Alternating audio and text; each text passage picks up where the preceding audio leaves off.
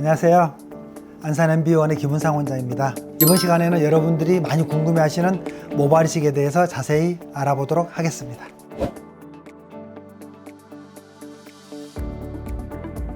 본인들이 이제 탈모가 이미 심한 걸 알아요. 여러 치료 방법을 했는데도 큰 차도를 못 보고 있어요. 자꾸 진행은 되고 있어요. 이 수술 말고는 이제 방법이 없다, 이런 단계까지 도달했을 때는 충분히 망설이고 불안하고 합니다.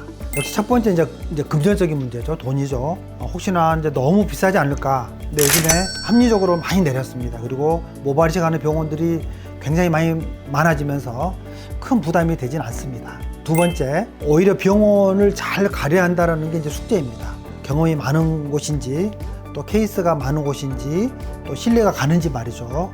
이제 셋째는 수술에 대한 두려움. 전신 마취가 아니고 부분 마취예요. 그렇기 때문에 마취가 그 부분만 잘 되어 있기 때문에 아프지 않아요. 마취 정도는 한 2분 정도만 하면 모발 이식 수술의 70%는 끝난 거라고 저는 말씀드려요. 실질적으로도 심는 도중에 주무시는 분들도 참 많습니다.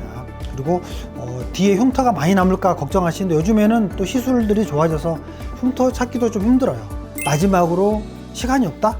반나절이면 됩니다. 4시간.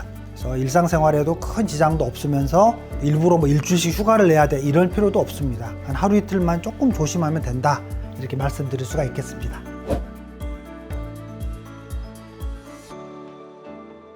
가로 세로 1cm씩에서 1평방센티미터당 보통 모발이 한 150개 정도 들어 있습니다. 정상적인 성인들의 모발이 한 10만 개 정도 된다라고 알려져 있는데, 환자분마다 모발이 얇은 분도 있고 두꺼운 분도 있기 때문에 케이스마다 좀 다를 수 있지만, 모발이 얇은 분들은 좀 더 많이, 그리고 모발이 굵은 분들은 조금 덜 심어도 사실 빽빽해 보이거든요.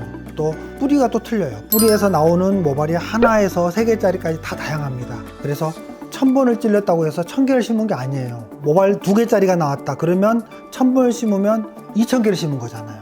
보통은 이제 평균 2배 이상 심는 거라고 알고 계시면 됩니다. 그래서 보통 1개짜리보다는 2개짜리나 또 3개짜리가 더 많습니다.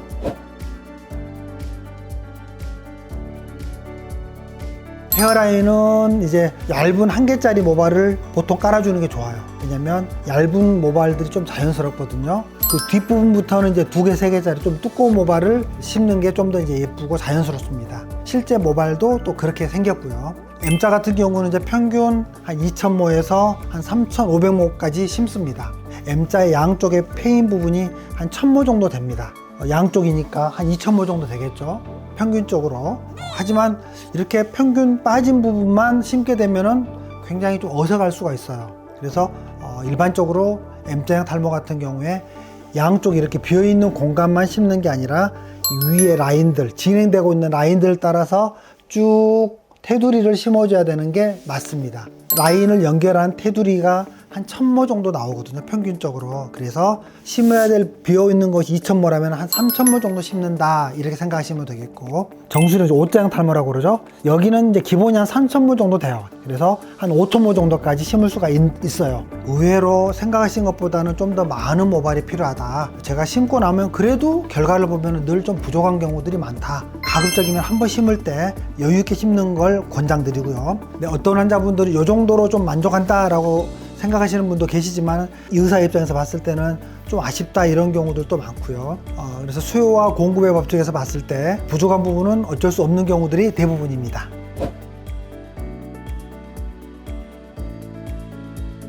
심을 곳은 많은데 공급량이 부족하다. 그러니까 결국 선택과 집중을 해야 되는 것이고, 정말 필요한 곳에 좀 더 많이 심게 되는 그런 디자인이 매우 중요한 관건입니다. 그래서 디자인할 때 환자분들하고 좀 더 많은 이야기를 나눕니다. 모두 다 촘촘하게 심고 싶지만 생각보다 모발이 얇다거나 생각보다 심을 곳이 좀 더 많다거나 한쪽을 좀 집중을 해야 된다거나, 이렇게 되면은 이제 집중적으로 한쪽을 채우기 때문에 한쪽은 부족할 수밖에 없잖아요. 그런 것들 저는 꼭 말씀을 드립니다. 모두 골고루 다 빽빽하게 심는 것이 그래서 힘든 작업인 거죠. 그래서 디자인이 중요하다는 것이고, 또 심고 싶은 곳을 먼저 꼭 묻습니다. 그래서 그곳을 먼저 채우고 나머지는 부가적으로 서서히 밀도가 조금씩 낮게 갈 수 있다는 것을 미리서 이해를 시킵니다.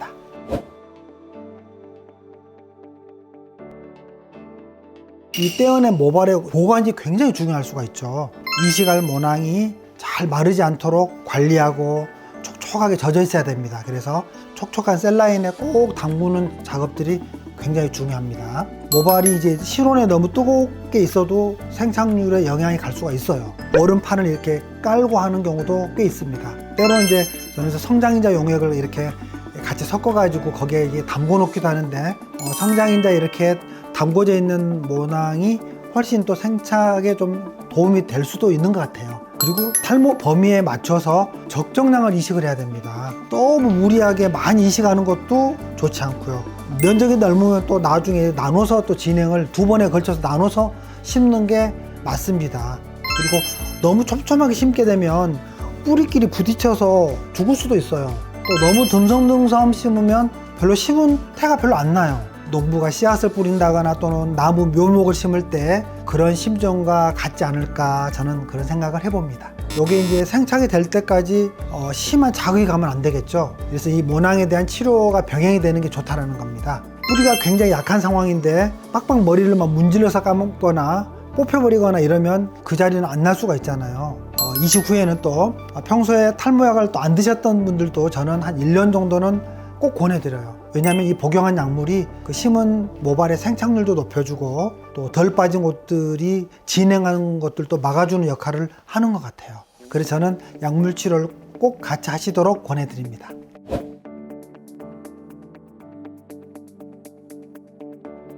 심은 머리가 3개월이 지나야 난다는 것을 제가 말씀을 드렸는데 한 달, 2달 사이에 좀 빠졌다가 3개월이 지나야 나고 이런 것들이 있기 때문에 환자분들 그동안에 집에서 너무 불안해하세요. 그래서 한 달에 한 번씩 영양주사를 저는 서비스를 해드리고 있는데 이러한 모발이식 과정이 마른 사막에 나무를 심는 과정이라고 제가 늘 말씀을 드리잖아요. 모발이식을 하고 끝이 아니라 물 주고 거름 주는 이런 후관리랄지 영양치료들이 한 올이라도 덜 말라 죽게 함으로 탈모의 생착률에 아주 도움이 많이 된다라고 말씀을 드릴 수가 있겠습니다. 네, 오늘은요 많은 분들이 궁금해하시는 탈모 그 중에서도 모발이식의 궁금증에 거의 모든 것에 대해서 알아보았는데요. 병원에서는 어떻게 모발이식 견적을 계산하고 또 어떻게 진행을 하는 것이 효과적인지 이번 영상들을 통해서 잘 알아보시고 이식 수술을 결정하는 데 도움이 되시기를 바랍니다. 이상 안산 MB클리닉의 김은상 원장이었습니다.